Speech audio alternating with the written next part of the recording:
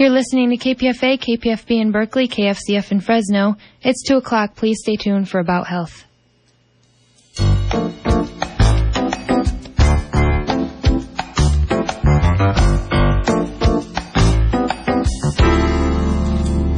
All right, good health, and welcome to today's edition of About Health. I'm your host, Dr. Mike Lenoria. We're in our pledge period, and so in our pledge period, we try to go back and get some of the more popular features. And certainly one of the most popular that we've had in the last few months is Dr. Lillian Beard's book, author of Salt in Your Sock and Other Tried and True Remedies. Dr. Beard is a social clinical professor of pediatrics at George Washington University Medical School and a practicing pediatrician, a media host, a whole variety of positions, all good things, all well done. But certainly this book may be the crowning achievement of a long career of success, and so we want to welcome her back to our program. Dr. Beard, thank you for coming. Well, thank you. Tell us a little bit about what this book's about and why you wrote it. Okay, well, I found that over the years of practicing medicine, this is my 30th year of practicing pediatrics, wow, that more and more of my patient families were trying many family-based remedies. And I really wanted to know more about them, to understand what they were, why, and if they worked. And I found in collecting them and researching them and trying them that many of them worked for a good reason, because there's a biological basis for their effectiveness. Now, these haven't been lab tested for the most part. For the most part, they've been family tested, and they've survived the test of time. And that is, they've worked. Well, you can't beat that. I mean, you know what medicine, when I went into allergy, one of the allergists that can you hear me? I can hear you. I'm just getting some is there. Is your radio's not on, obviously, so. No. Ranjita, can we figure out exactly what's happening? But anyway, I guess we can hear. Can you hear me? Yeah. Okay. Wait, hold it just one second. We're having some technical problems here at the station. Just a second. Okay. Can you hear me now? I can, but there's an yeah, let us call you back on a better line. I guess we'll have to call her back on a better line because we've lost her on this line. But anyway, her book is called Salt in Your Socks. So we were talking about remedies. If you've got some ideas, some issues, things that you've been dealing with that you want to talk about remedies for, to keep you out of the doctor's office, to keep you away from the organized medical situation, or if you, in fact, you got remedies of your own. Now, I know that people from living in this catchment area, people who are KPFA listeners, come from all over the country. So I know we got some good remedies for medications out there, but I want you to be able to compare yours with Dr. Beard, so that if you've got remedies for cold, for cough, for chest pain, for anything that you think has worked for you and for your family, then we'll share those with Dr. Beard. My family remedy was always Bengay. Now, I don't care what was wrong with us. We got rubbed down with Bengay. Now, I believe, now that I've kind of had some experience with other kinds and other forms of medicine and practice for a while, I believe that that Bengay has both a healing power because it is warm, like so many other things that improve with warmth, or because my mother was rubbing it on me. Now, we could be dying from rheumatic fever. I got Bengay. I had colds. I got Bengay. So Bengay was everything for us. There wasn't any question about that. And I've shared my Green Mountain asthma powder story with you before, so I'm not going to do that again. But let's get back to Dr. Beard, perhaps, and hopefully we've got a better connection. I'm here. All right, now we got a better connection. Okay. So these are remedies that worked. And so tell us a little bit about the ones that you think most people could use most often. Let's talk about coughs and colds. Okay. Now, let me just tell you a little bit about what I discovered in collecting these remedies, and that is that people tend to use what's immediately in their environment. When we talk about 2 or 3 generations ago, they were taking things from their garden. They were usually taking things that were right within their reach. Today, many people have rediscovered what's in their kitchen cupboard, or what spices or teas they happen to have available, or they're becoming very familiar with what's in their health food stores.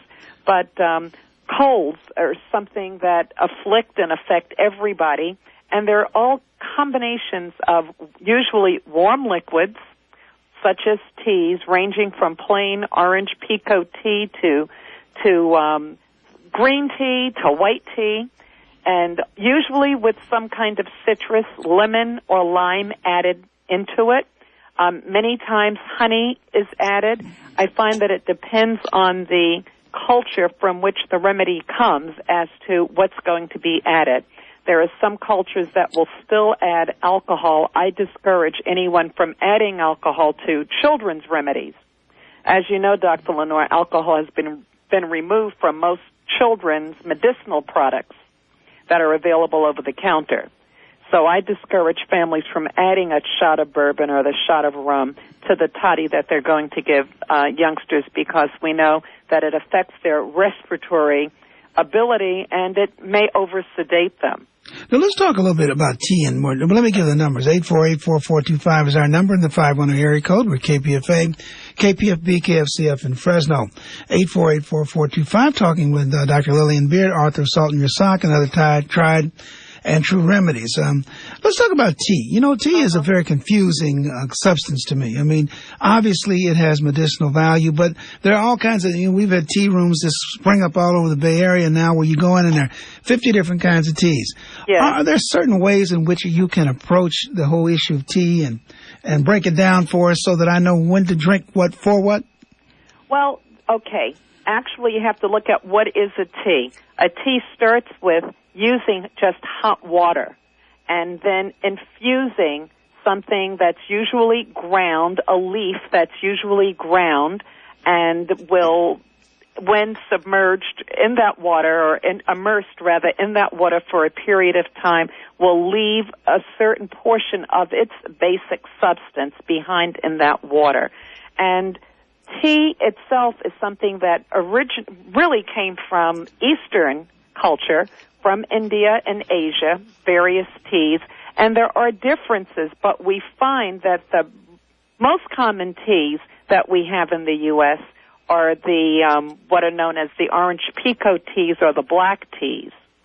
But there's been a lot in the news of late about green tea and the therapeutic benefits of it. So in terms of how is green tea different from the orange pekoe tea that you get, the Lipton tea that I grew up with, or the we didn't have a lot of choices, did we, Lillian? We didn't have a lot of choices, but those were teas, and those were the orange pekoe teas. And we know, now you know as an allergist, that one of the property of teas, of basic teas, is something that's theophylline-like. That is a bronchodilator, and I'm sure your listening audience is very familiar with products that will open their breathing passages. And I think that between the heat, the steam generated by making tea, and the actual properties of tea, the theophylline of tea, that it has been one of the basic remedies for colds or coughs or croup or asthma or any kind of breathing difficulty. Tea has been very helpful. But teas have other properties, and we're finding that now there's white tea, which is very expensive, and it has to do with where it's grown and the processing, but it's my understanding that it's still basically still the same basic tea, but it's processed differently, and it's supposed to be a purer form of tea that has a higher therapeutic value. You probably have listeners who can educate both of us about different kinds of teas. And we know about different herbal teas, be it chamomile tea or peppermint tea, and a lot of these teas are a part of just from essential herbs or basic herbs that have the essence of that particular herbal property.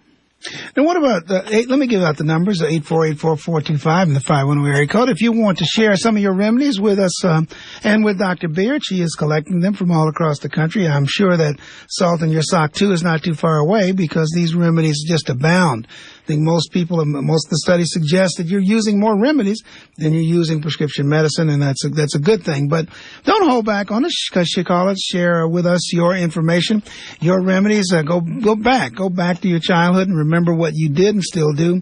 510-848-4425. Salt in Your Sock, what's that all about? Okay, now Salt in Your Sock came to me about 28 years ago, and it was shared with me by a woman who had emigrated from Italy, and she was a grandmother in my practice.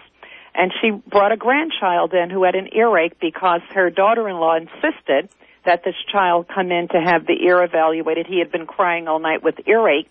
And she was fussing and fuming about having to bring him in, she said, because she never took any of her 6 kids to the doctor, that when they had an earache, she shared with me what she did. She heated salt in a frying pan.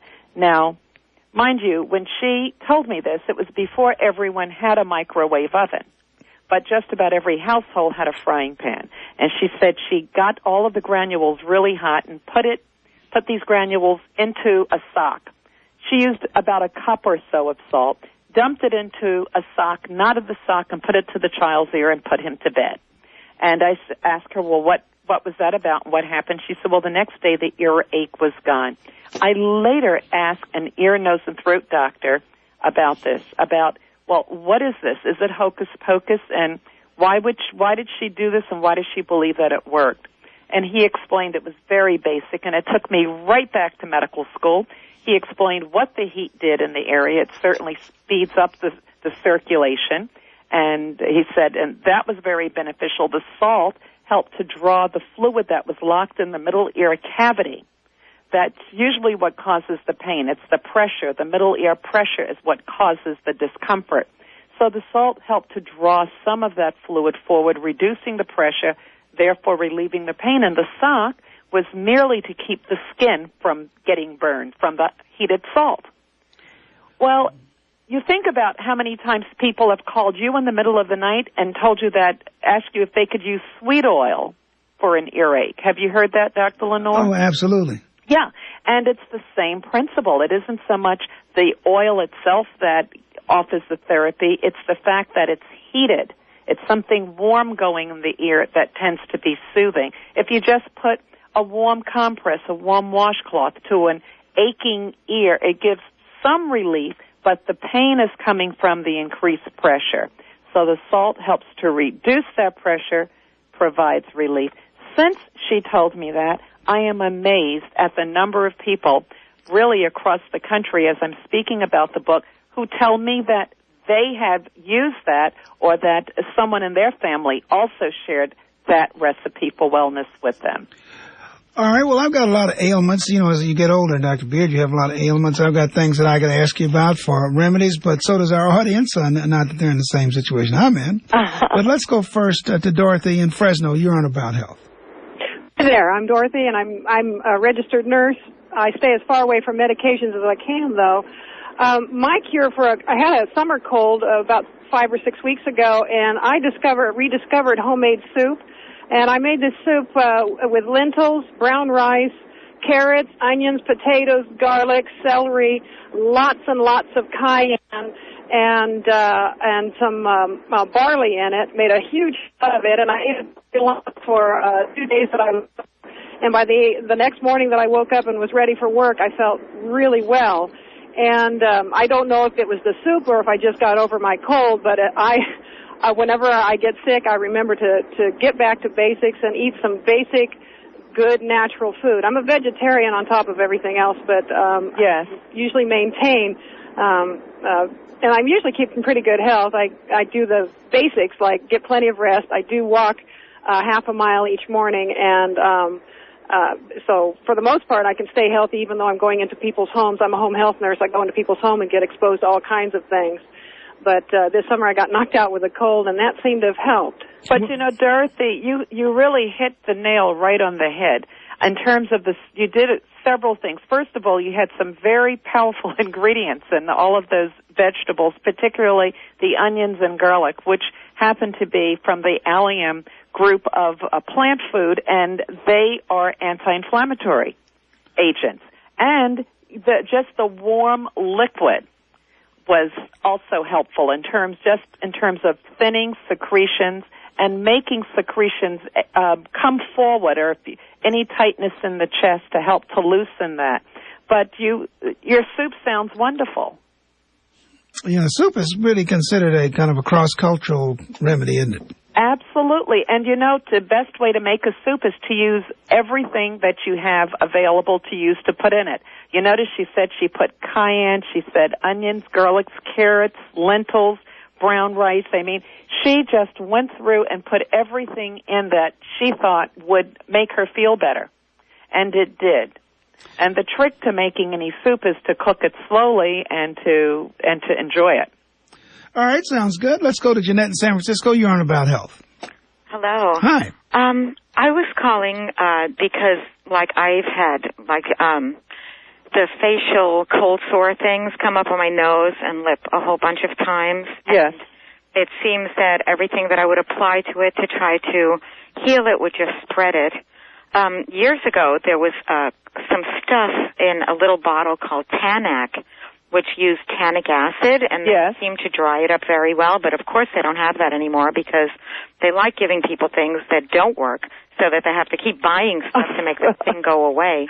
Well, Jeanette, have you ever tried? I've found something else that's remarkably successful. The trouble is, it's very obvious. It's this purple stuff called gentian violet. Yes. And you can feel it actually shrinking the thing as you put it on, and it dries it up, makes it go away. But for the days that you have it on, you have a huge purple nose or lip or whatever. Yes. Well, you know, it's interesting because gentian violet is something that I still use in my practice, particularly for something that infants frequently get called thrush. And it's really, it's manilia that's in the mouth. And many times when it doesn't clear up with the most common remedies that we use, Dr. Lenore, such as mycostatin, oral suspension, or what have you, I remember the purple medicine that was used early in my practice and in my childhood. You see the kids going around with their mouths painted purple, but it definitely worked. Gentian violet does help it clears up any fungal lesion, but it does help to dry a viral lesion that may be a mucous membrane surface lesion, such as what you're describing with a cold sore. But, Jeanette, have you ever tried Earl Grey tea, an Earl Grey tea bag? Oh, wow. I guess I could. I have. Okay. Steep it in hot water as you would in making a cup of tea, and then take that tea bag, but it must be the Earl Grey tea bag because it has oil of bergamot in it. Oh. And you apply that to the area. Just when you begin to feel this fever blister coming on, when you begin to feel the tingle, you start doing that, and you'll find that it will dry it from the base. Thank you. You'll see a speedier resolution, and you don't have to have the purple telltale dot. All right, thank you very much for that. Anything that you can do, Dr. Beard, to prevent the frequency of cold sores for people who have them chronically? Well, I don't know. I honestly don't know a way to prevent the frequency because we don't really know everything that triggers them. We know that generally it's something that's already within the system, the virus that causes them. We know that it tends to follow along the path of a nerve, and we know that there are certain stressors, such as stress.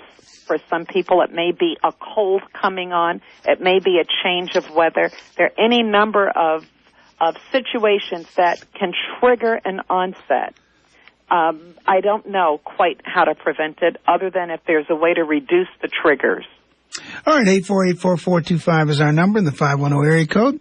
Dr. Lillian Beer is our guest. She's the author of Salt in Your Sock, and other tried and true remedies. So if you've got an issue, a case, something that you can share with us, join us at 848-4425. Let's go to Mark in San Francisco. You're on About Health. Hey, how are you? How you doing, Mark? Good. This is something I did when I had a show to do. I had to sing, and I was very stopped up, and my nose was running. And I just snorted a little cayenne pepper. Yes.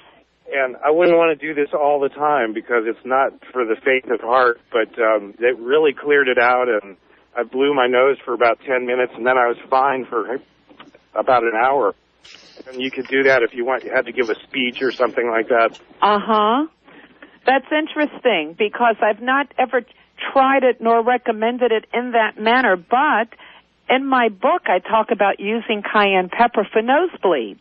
Oh, really? Uh-huh. Yes, because cayenne is a natural cauterizer, and if you are prone to nosebleeds and you just sprinkle some cayenne pepper on paper and take a Q-tip that you've moistened and dab it in that cayenne pepper and just touch it to the point, the bleeding point, it does tingle.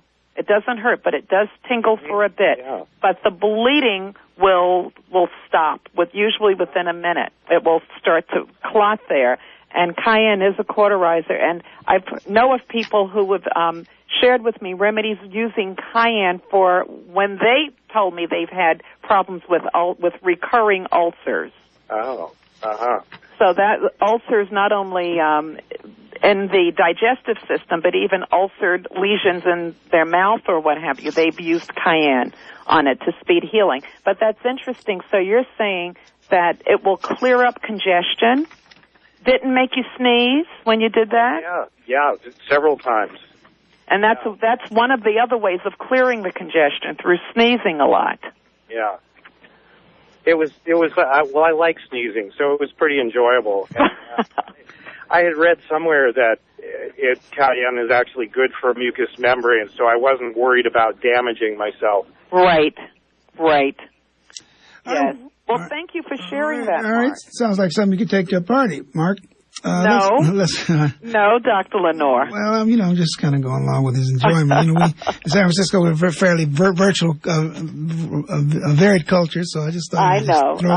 But you were talking about how many the prevalence of using remedies, home remedies, alternative remedies, and it was in 1997 that the Journal of the American Medical Association noted, I should say they did this report actually later in year 2000, but it was noted that in 1997 that there were more visits to complementary and alternative medical practitioners than to traditional practitioners in the U.S. There were twice as many visits to what's known as CAM providers, and that's when traditional medicine started to really take note in this country and say, what is going on here? I think that's been the case for quite a number of decades. It's just never been really documented. I think growing up in Dallas, kind of a segregated community, all we had was remedies. So consequently, I think if they had taken that assessment 50 years ago, it may have been 5 to 10 times as high. But anyway, so certainly the trend is being increasingly recognized, and certainly now with the NIH putting together a Center for Alternative Therapies that they have that they were starting to appreciate or have appreciated the role that they play in healing and the role that they play in people's lives and health. Right. I'd like to mention that for your listeners who are interested, they can also log on to saltinyoursock.com for more information about the book and for some excerpts. All right, 848-4425 is our number, the 51 area code. I've got Celeste in San Francisco. You're on About Health. Celeste still there? Oh, I'm sorry. Well, I guess I must have missed that. I don't know how that happened. I got a remedy for that, Dr. Beard? That easy forgetfulness that goes with increasing age? Well, I'll tell you, I'm still looking for that one also. Call me. Okay, all right. Let's go to Paul in San Francisco. You're on About Health. Hello. Your turn, Paul. Hello. Can you hear me? We can. Oh, good. I read about this one in Time Magazine and also on a website called healmax.com. And apparently the president of India, brother, had TB, and he cured him by having him recycle his own urine. And I'm wondering if you've ever heard of people using urine on their skin or drinking it to treat tuberculosis. Apparently it's a total cure for tuberculosis. Well, Paul, I appreciate hearing that, but I've not heard that before in terms of recycled urine, your own urine, to treat tuberculosis, because I still know tuberculosis as an infectious disease caused by particular mycobacterium. And I only know of antimicrobials or antibiotics being used to treat it. I do know of using urine to treat many ailments, particularly those of the skin, in terms of healing wounds. In fact, there is this story that I heard in an art history lecture where the lecturer talked about Hannibal's armies crossing the Alps and telling, and during those days, that people did not die in battle, usually from direct combat, but they usually died as a result of wounds. And he mentioned that those who survived were those who knew the trick of collecting their own urine and using their urine to treat their war wounds. That they generally survived. That's a beautiful story. Have you ever tried it? Or do you know anybody that does?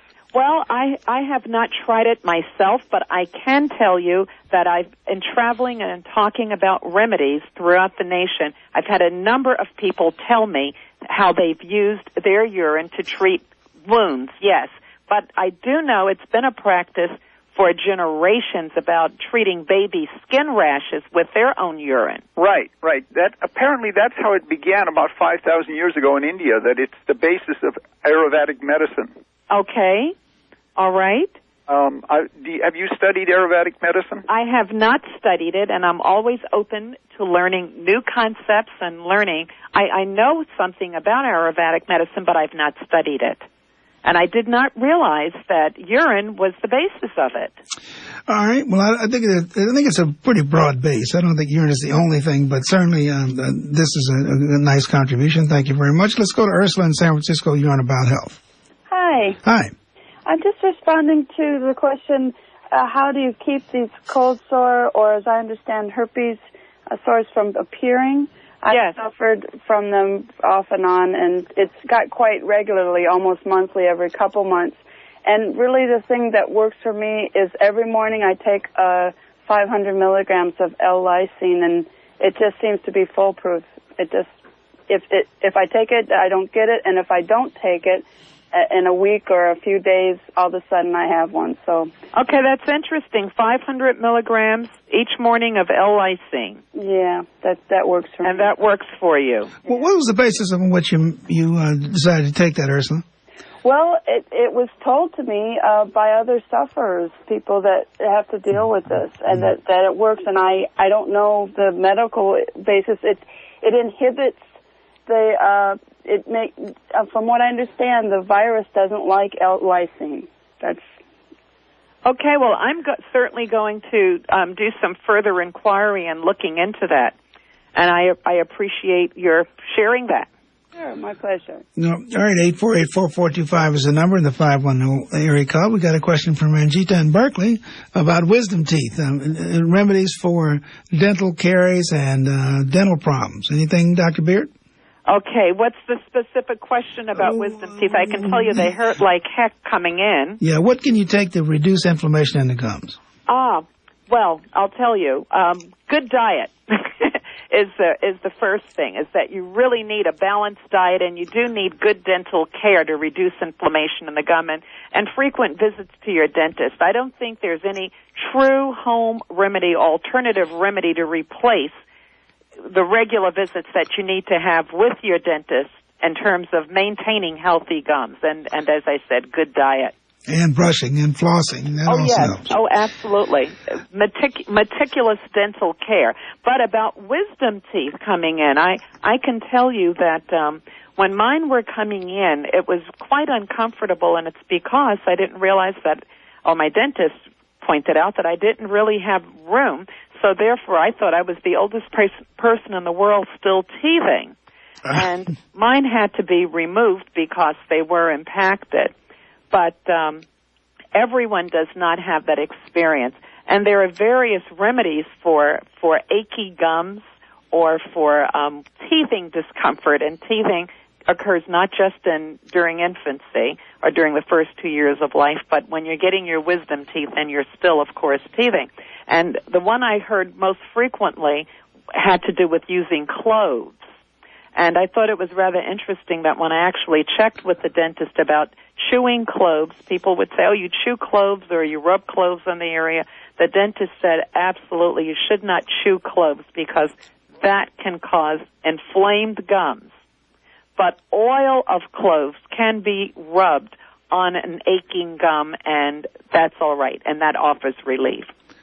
So anyone out there who thinks that chewing cloves will help, the dentists say do not do that, but you can use oil of cloves for relief. All right, 848-4425 is our number in the 51 area code. We're talking with Dr. Lillian Beer, the author of Salt in Your Sock, and another tried and true remedies. As you can see, she's a great wealth of knowledge from around the country of remedies that seem to work. And here again, I think it's a real opportunity for those of you who have remedies that you've been sharing and want the world to know about. Then this is a good time to call. If you've got conditions that you want remedies for, I think Dr. Beard is among your best resources in the country. So 848-4425 is our number. Let's go to D in San Francisco. You're on About Health. Hello. I've been home for the past week with pneumonia, and I just finished a whole course of antibiotics, and I still feel lousy, and I'm still coughing up some green stuff. So I'm wondering, what do you know about this? Okay, well, I can tell you as a physician, incidentally, I am a traditional physician, so I can tell you as a physician that if you've completed your whole course of antibiotics and you're still feeling lousy, be sure you let your doctor know about it, number one, because it would depend on what's causing your pneumonia, if it's a viral pneumonia or a bacterial pneumonia, as to what the expected time of recovery should be. Okay. But coughing up stuff is good. I can tell you that's a good sign that you're able to cough up stuff. Do you still have fever? No, I just got rid of the fever. Okay, I would suggest that you try to consume lots and lots of liquids. You want to make sure that you're very, very well hydrated. If you have tightness in your chest at all, do you know anything about a mustard plaster? No. Okay. Dr. Lenore, did you know anything about a mustard plaster? Absolutely. We have to fight that off. Yes, this is something that a lot of grandmothers shared with me, and it's something that my own mother used on me, and that is using dry mustard, the powdered dry mustard, mixing it. In my book, there are the exact proportions, like 2 tablespoons or 3 tablespoons or so of the dry mustard, and how much flour to mix it with, and add water to make it pasty. You actually are making a paste, but you use a lot of dry mustard. Put something greasy on your chest, such as Vaseline or any kind of, if you have Crisco or whatever it is that you have around your home that would be that very thick, greasy kind of base. I think we just had lard. That may have been the big problem. Okay. We have that. Put that on your chest, and then a cotton cloth over that, and then put the dry mustard mixed with flour and a water paste over that cloth. Okay. And then put a towel over it, and cover yourself very, very well. You will feel the stinging or the tingling from the mustard actually on your skin. But also, I'm not quite sure about why it does this, but it tends to loosen congestion. An important part of what my mother would do for me is to make me cover my head, and I had to actually inhale or breathe in this, I'll call it the mustardy kinds of fumes. Oh. And if you can do that, you will be coughing up more green stuff, but it'll be looser, but your chest will open up. Okay. That must be an eastern variation on the old southern mustard plaster, because I don't think we had to breathe it in. Oh, my mother definitely covered our heads. She made a tent of the sheet and tucked me in and did the same thing with my sister, and we would perspire, and it seemed very painful at the time, but we really did feel better the next day. Okay. All right, let's go to EK in East Palo Alto. I know he's got something to contribute. Go ahead, EK, it's your turn. Good afternoon, Doctor. Boy, you guys, boys and girls, you guys have got more wisdom in your thumb than some people have in their whole bodies. I'm telling you. I've got 3 of the doctor's books, Dr. Beard's books. Oh, thank you. And I'm going to send one to somebody and someone to someone else and keep one. One, I think it's the heat that keeps that's doing the curing with the plaster. Yes. I do that all the time. Whenever I come down with anything, the first thing I want to do, especially if it's a cold or virus or bacterial, keep my body warm. I put on extra clothes. I go to bed looking like a mummy, cover my head, cover my neck. I sleep with a towel around my neck. Keep the heat in always. That's something else my mother did, was the towel. She put the towel around her neck. I forgot to mention that. Yes, thank you. Warm the towel up. Some people, when they're sick, I had bronchial pneumonia, or when I was a kid, bronchitis, and they put towels in the oven wrap me up with Vicks salve and Yes. put the towel around my chest to keep me from coughing. But I got a couple of things. One, for the woman with the sore teeth. Yes. Sodium ascorbate, the form of vitamin C that is not the acidic. It's the non-acidic form. Sodium ascorbate directly on the gums. Okay. For toothaches and or sore gums. I don't know. I found it out by just packing my gums with them. When I had a problem when the doctor was cleaning, did a deep root or gum pocket cleaning. Yes. And I came home and my teeth were so sore, my gums were so sore I couldn't bite down. I took sodium ascorbate, mixed it with water, rinsed my mouth out with it, and then packed all around in my mouth with the sodium ascorbate. An hour later, the gums was completely, and I don't mean partly, completely. They no longer were sore. Okay, that's interesting. I wonder, it was probably a good combination because, you see, I started to also tell that Inquirer, Dr. Lenore, about just salt water. But, salt water is just sodium chloride in water. So the sodium ascorbate, I've written that down. And one question I have for you. I talked to a friend of mine from Michigan, and she was talking to an African woman who told her that plantains are used very medicinally there. Yes. For everything. She said that even for women after birth, they pack women with the plantains to reduce the possible infection. I never heard it before. Maybe if you know something about it, I'll take it on the end. Listen, keep the good work up, both you and Dr. Lenore. You're doing a service that needs to be done. Thank you again. Thank you, sir. EK. All right, let's go to Fremont. Talk to Yashim. You're on About Health. Hi, this is Yashim from Fremont. Right. Hi, can you hear me clearly? Hello? Hello? Oh, yes. Yeah. One other thing before he asks you a question. What about plantain, Dr. Beard? It's actually it's a vegetable. I was going to try to decide, do I call it a vegetable or a fruit? Plantains, you get them a lot in the Caribbean. Yeah, we know what they are. Huh? Do they work? Are they remedies? But I didn't, EK raised an interesting point because I have them in my book in several places because people mention them in medicinal ways. But because I'm just not that familiar with the vegetable use here in this country, I'm familiar with it more in the Caribbean area, and I know that they're also in West Africa. So I do have several references to remedies that use plantains, but I'm not sure of their medicinal properties in terms of trying to speak on it. But I do have them in my book. All right. The name of the book is Salt in Your Sock. It's and Other Tried and True Remedies. Our guest, Dr. Lillian Beard. Our number in the 510 area code 848-4425. Let's go back to Yassim. You're in Fremont. You're on About Health. Yeah, I'd like to just give a personal experience of what happened to me last year. I remember when I was a kid, my mom actually, whenever I used to get cuts, bruises and cuts, yes, then she would put just regular tea, tea leaves, crushed tea leaves on it. Yes.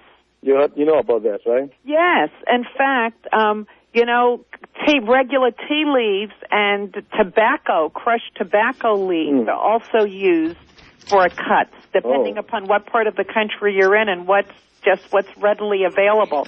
But people will also crush tobacco leaves, dry tobacco leaves, and pack cuts with that. And I'm not quite sure of why they use the tobacco leaf, other than the only thing I could figure out, Dr. Lenore, is the vasoconstrictive property of tobacco. That will stop bleeding. It causes the blood vessels to constrict. And I believe that tea does both. Tea also causes the bronchioles to widen, but blood vessels to become smaller.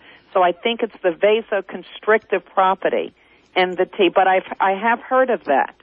Yeah, I was actually pretty amazed to see, how serious a cut can be.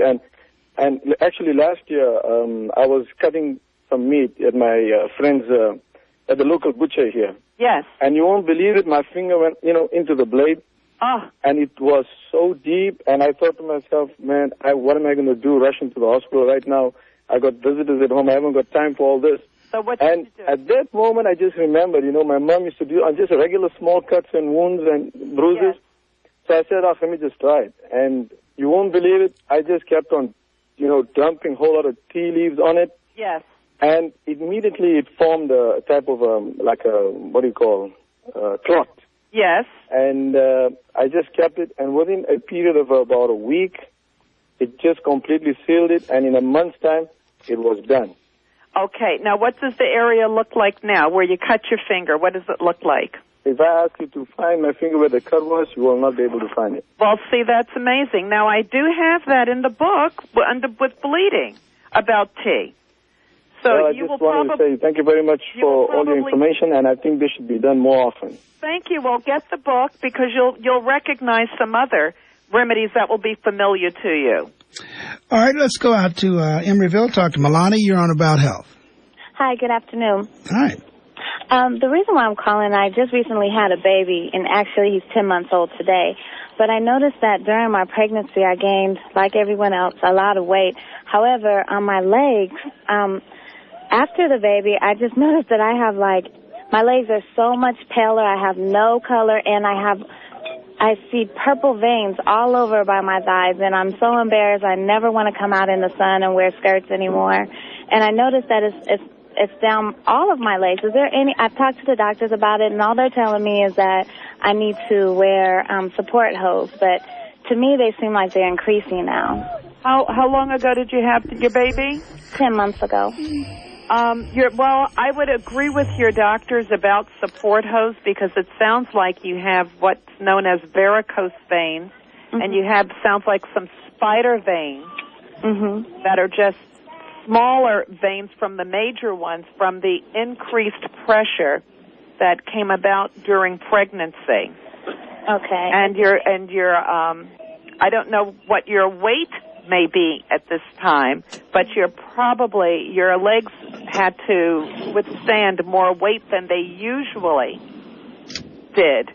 And your whole venous system, all of your veins reacted, particularly in your legs, to this. But I definitely would suggest support hose. And the fact that it seems like it's still increasing, although you gave birth 10 months ago, I would suggest that you ask your doctor to refer you to a cardiovascular specialist to see if there's any reason why your veins may be compromised still 10 months after giving birth. Okay, thank you. All right, thank you very much. Dr. Beard, give us just kind of a synopsis of how your book is organized in terms of chapters. Okay. All right, it's an A to Z guide of the most common ailments. I start with acne, and I go, instead of literally to Z, because Z was going to be zits, and it was going to say C acne. It goes to yawning, and yawning is not really an ailment for most people, but it is for some people, or what I call pathological yawners. They get into a yawning cycle, and they're just not able to stop. They may yawn for 30 minutes, just over and over and over. But to give you an example of the A to Z guide, I have acne, allergies, arthritis, asthma, athlete's foot, back pain, bad breath, birthmarks, bites, bleeding, blemishes, blisters, boils, bronchitis, and it goes on. Under the C's, it'll be cold sores, common cold, constipation, cough, croup. I think they get the picture. I just wanted them to understand. And what I do, I describe the ailment in everyday language very briefly. I describe what the ailment is, and I describe what the traditional or conventional treatment is for that ailment. What I do as a physician, what you do as a physician in your office. Then I have the section called Parents Report for what works, and those are the remedies that have been passed down from parents, grandparents, from aunts, uncles, just from family members, and from colleagues. Even I've had medical colleagues share their remedies with me, and as I've now been talking across the country about home remedies, I'm getting more and more being contributed for the next edition. Just wanted to give people an idea that this is a very comprehensive book, so that if you've got, it serves as almost a reference guide for those things that you can use. And let's try to get in one more call from David in Richmond. You're on About Health. Hi, how you doing? How you doing, Dave?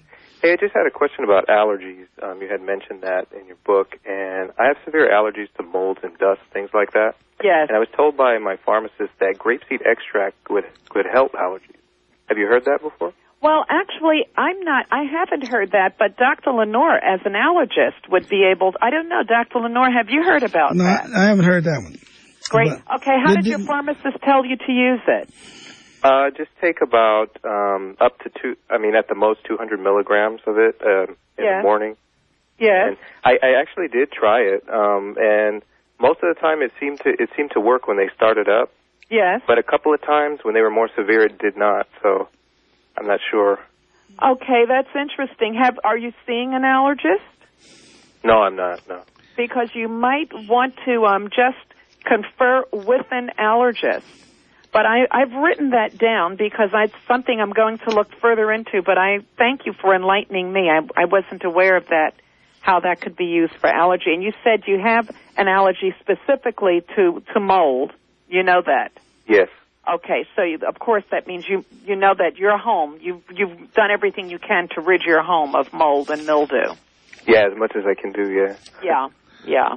All right, well, we'll both do some research on that. Well, Dr. Beard, thank you for joining us. What's been the response to your book around the country? I bet people are just excited that somebody's trying to put this all together. Well, it's been quite exciting, and it continues to generate interest. The book just came out in March. It's in its third printing, and I'm still doing touring across the country, speaking in various cities. I was in St. Louis just this past last week. I'll be in Los Angeles toward the end of this week. I will be in New Orleans the end of this month. So I am really traveling cities across the country, and also I've been invited to Israel, to the Schneider Children's Hospital, where I'll also do a presentation there. So it's gaining international interest. Well, congratulations to you. Like I said, we've been friends a long time. I knew that deep within there was a more significant piece of work than you already were doing, and that was already substantial. So we in the Bay Area thank you for your time and for your interest and for your books to give to our audience as we start our pledge period. Well, thank you. All right, thank you. Okay, remember, saltinyoursock.com website. All right, Salt in Your Sock is the name of the book, Tried and True Remedies. Dr. Lillian Beard is the author. And now we're going to try to see if you can help to support us as we go through our pledge period now. Salt in Your Sock is the book that we're offering. We're offering it for your donation of $75. And so I want to let Ranjita tell us a little bit about the pledge period and what we need to be doing. That's right. People can call this number, 510-848-5732 or 1-800-439-5732 and get this newly released book of more than 100 remedies, all natural treatments from around the world from Dr. Lillian Beard for a $75 pledge. Again, the number is 848-5732 or 1-800-439-5732 and $75 pledge. We had a lot of calls on the line today just from people wanting to, contribute to the show, and that shows that people are listening and do support about health. Actually, what the book is just a piece of the whole process. I think what we're demonstrating by offering you this book is that we want you to get some value in addition to the kinds of things we try to do here every week. Each week, we try to bring you guests from around the country, actually, in areas that I think most traditional health shows don't particularly deal with. We try to get you the opportunity to talk directly to these people, and I think this is a particularly unique book, and we've selected it because of the quality of our KPFA audience. We know of your great interest in alternative health. We realize the importance that this book forms as a piece of reference material for you. And so consequently, that we have selected the book on that basis. But each week we try to come here, we try to bring people, as I said, so that you don't have to go out of your house to get the kind of least expensive second opinion in town. So for $75, and you can get the book and you can pledge to KPFA to help keep us on the air, to help keep us free, to help keep us talking about the things that you think we need to be talking about. Ranjita, the numbers again? It's 510-848-5732 or 1-800-439-5732, and $75 pledge will get you Salt in Your Sock book by Dr. Lillian Beard. And she gives you remedies from cold sores to nosebleeds to earaches, all natural remedies that you can do from your own home, from your own kitchen cupboards.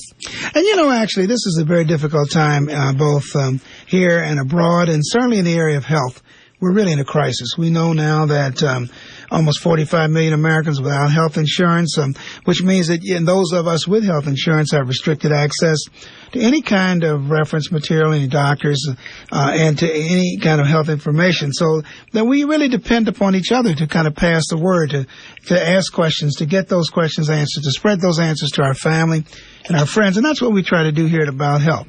There are other health shows on our program, on our station, and we appreciate those. And each one of us does it a different way. And for us, it's just to try to make the connection between you and the resources in this community, which I think will give you the information you need to keep healthy, to prevent disease, and to help you manage those conditions that are difficult for you. So if you can support us, we will continue to support you. I will continue to support you whether or not you support us. That's just the kind of people. Yeah, we'll still be here. That's just the kind of people we are. So 510-848-4425 is our usual number, but we have a different number if you want to pledge, Ranjita. 848-5732 or 1-800-439-5732. And we do have some open lines, so please call. And we want to thank those people who are on the line for this great book, this great reference book, Salt in Your Sock. I'm having some tongue-tied. You mean so maybe mix up some garlic and onion, a little cayenne pepper. That's right. But I think that this book and this program demonstrates what we're trying to do. And we know as we go around the Bay Area that people do appreciate it. I mean, I think one of the gracious things about the KPFA audience is that they're always willing to come up to you and say that they appreciate the things that you're trying to do. And I think under those circumstances, it makes everything really worthwhile. But the reality is that this is a publicly supported station, that we are here as some of us as volunteers, but you need a hardcore of talented people to keep the station on the air and keep things going, and for that you need money and you need resources. We know we come to you often, but often you're the only ones that we can come to, unlike a lot of other stations. We're not taking a lot of those revenue sources that other people take, and I think that allows us the latitude to keep pure and keep things going and keep us bringing to you the people around the country with different perspectives on health, some of which I don't even agree with, but I don't really, it's not my issue. It's your time to discuss and debate and reinforce and consider. And so from a health perspective, we feel that we fill a niche which in an ever-increasingly strained healthcare system is very important. The station itself, as Ranjita will tell you, is always facing a major crisis, but still doing the job. That's right. And I'm going to give the number out again. It's 848-5732, 1-800-439-5732. I want to encourage the About Health listeners who have ever gotten any good information from this show, if you turn it on each week and have ever called in or laughed or cried from listening to KPFA at all, give us a call. Now's your time to show your support for what we do here. And if you can't afford $75, you can pledge any amount that you can afford, $25, $30. There's a lot of other premiums as well if you don't want this book, Salt in Your Sock by Dr. Lillian Beard. And again, the number is 1-800-439-5732 or 848-5732. Yeah, we want you to take the time during our spot to make this phone call, because it's my feeling that if we can get you to commit to this, we know that you're going to support the station. But if you support it during our hour period of time, then we think that we are really doing the job that you want us to do. If, in fact, we can do a better job, you can always email me at drlenore@drlenore.com, and many of you do take that opportunity to do that. But if you feel we're doing a good job, we want you to call and get this book. $75 seems like an awful lot of money in this particular economy. But when you figure a visit to the doctor, we're throwing in with a couple co-payments and the time you've missed, and if we've saved you any time whatsoever, trying to round up those dollars, figure it all out, and get back to us with a $75 pledge, and also get this very wonderful book, A to Z, all the remedies that you could ever want, things that instead of just kind of going to the health food store, wandering around, listening to things that somebody who just started working there will tell you. Why don't you get this book? Makes you an informed consumer, and not only can you use it for yourself, but for your children, for other members of your family. So we really want you to kind of get on the phone. The phones are a little quiet now, so we know that there's an open line. We know that you're not fighting to get through, but we do want you to give us a call. Give us the numbers again, Ranjita, and then we need at least 2-3 more callers in the next 3 minutes just to feel appreciated. Go ahead, Ranjita. We really do. There's no one on the lines right now, so it's kind of, lonely. But anyway, give us a call, 848-5732, 1-800-439-5732. Dr. Lillian Beard spent 25 years of her career actually contributing to this book from her patients, and there's over 100 remedies. It's a great reference guide, and it's simple. You can do this at home. You can read it, talk to your grandmother about it, talk to your parents about it, and hear what they have to say about the remedies that they used to use as well. And, Dr. Beard is a traditional medical practitioner. So, she's kind of this is the more conservative approach to this whole issue. And so I'm sure that a lot of you have other remedies that you could contribute. But I do think she's gracious enough, and as she travels around the country, I'm really looking forward to the second edition of her book, because I think the things that you've said today and some of the things that she finds from other parts of the country, I'm sure are very helpful to her as she goes about increasing her knowledge base. And her next book, I think, is likely to be more significant. But here again, this is just another piece of the whole puzzle that keeps KPFA together in kind of one picture facing an increasingly difficult and complex assault on not just your political process, but certainly your healthcare process. Nobody's really talking nationally or locally about expanding health coverage in any meaningful way. And so consequently, we have to start the dialogue here by by talking about disease prevention and early detection, and talking about disease management, and giving you the opportunity to talk to people who might be of assistance to you as you go about doing what you need to do. Give those numbers out again, Ranjita, then I want to make a couple of announcements. 848-5732 or 1-800-439-5732. Now, this Thursday night at I think the Health Education Center, Altabate Summit Hospital, they're going to be talking about stroke prevention. Now, stroke is one of the biggest causes of death in this country, certainly one of the biggest causes of other things. So that if you are interested in this particular program, it's just call the Altabate Summit Medical Center. I don't have a specific number, but try the 655-4000 number and ask for public affairs, and they will give you the exact information. There's another program, a depression screening, which we'll mention over the next several weeks, that is going to be conducted in conjunction with some of the programs that we're doing at Altabate Summit as well. So let's give those numbers out one more time. Let's see if we can get a couple more callers in the terminal minutes of, I don't want to use terminal much around the new governor, but in these terminal minutes of our program, go ahead. Yes, the numbers again, 848-5732 or 1-800-439-5732 for your book, Salt in Your Sock by Dr. Lillian Beard. And if you can't afford $75 pledge, you can come down and show your support by being a phone volunteer or give what you can afford. And we have some people to thank during this period of time. Today's food donors are Ethiopia, Boogie Woogie Bagel Boys, the Bake Shop, and the Pea Berries Coffee and Teas. And so, that's kind of timely. But our book today was Salt in Your Sock, Tried and True Remedies by Dr. Lillian Beard. She's an associate clinical professor of pediatrics at George Washington University School of Medicine and Health Sciences. Also, she is a longtime practicing pediatrician. Has a website, saltinyoursock.com. So if you want to find out more about her book, please call us. But that just about ends our program. I'd like to thank Ranjita Giesler. Here again, if you've got areas of interest that you want us to discuss, people you think would make good guests for us, you can either email me at drlenore@drlenore.com or call the station and talk to Ranjita Giesler, who is our producer. And my number is 848-6767, extension 259. Extension 259. That's the one to remember when you call the station. You got to have an extension or it's going to cost you. But right now, the most important number to call is 848-5732 or 1-800-439-5732. So we're going to sign off now to thank Dr. Lillian Beard, to thank you for joining us on another edition of About Health, to thank the Ethnic Health Institute at Altabate Summit for what sponsorship it does give to us. And remember, health is your biggest asset. I'm going to assume you're going to continue to call after I'm off the air. Give those numbers one more time, Ranjita. 1-800-439-5732 or 848-5732. Health is your biggest asset. I'll talk to you next week.